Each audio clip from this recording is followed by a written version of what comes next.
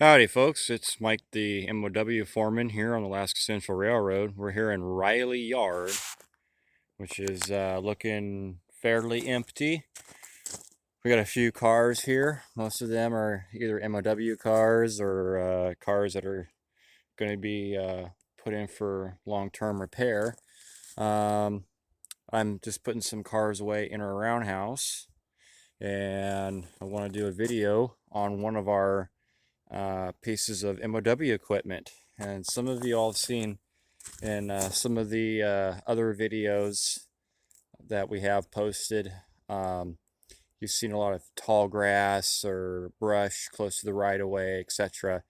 And some of y'all mentioned that we need to have some sort of weed whacker or a lawnmower mounted on the track. And we have this piece of equipment. This is our Weedwacker car. And we haven't used it this year.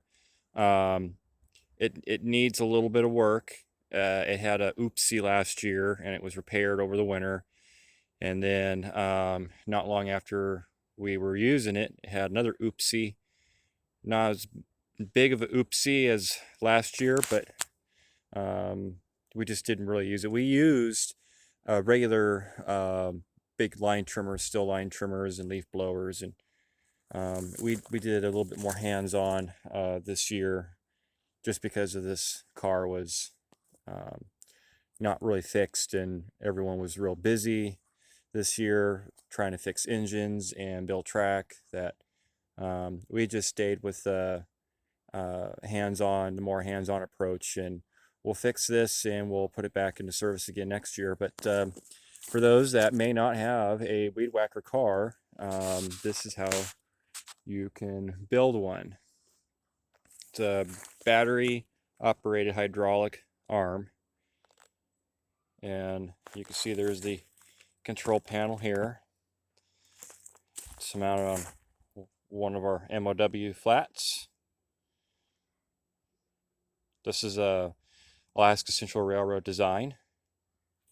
I believe it was built by Jack Kleinbile. So you can see it's battery operated, and you can see some of the other little hydraulics that go with it. So this swivels, it pivots, it goes up and down, and this is just a regular line trimmer right here, and it is hardwired, if you will call it that, to this control panel right here. So it has a kill switch, and a throttle is connected to the control panel, which is super cool.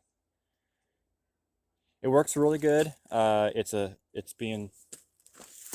pushed around, right, by a locomotive, and the operator sits in this chair, and we have to go really slow when we're cutting because there are obstacles in the right of way that will reach out and grab the weed whacker and will actually break parts of the unit, because you're pushing with a locomotive, and it takes just a couple of seconds to stop, even if you're going slow, and that can do damage. That's what happened last year.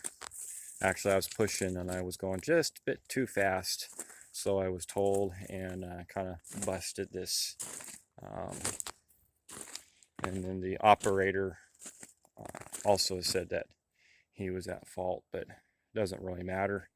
Just got to be careful with this, with our pieces of equipment here.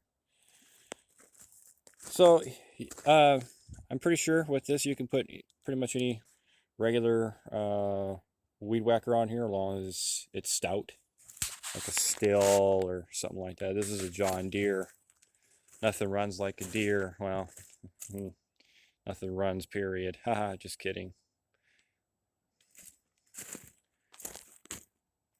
Pretty simple. The car doesn't take very long to build. The flat car doesn't take long to build, and then putting this all together, I think it was done a lot with some scrap material, signposts and what have you, and there you go. It works really good, and that's what we use to tame our overgrowth. Well, folks, thanks for watching. Um, it's getting to be close to the end of the season, and that means that there won't be a lot of videos being posted. But don't worry, we have some saved up to be posted throughout the winter. But the channel will soon become fairly dormant. So please like and subscribe, and let us know in the comments what you want to see. We got all kinds of other neat stuff here on the little railroad, and we would love to show and teach everybody. All right, folks, thanks for watching. Have a great day.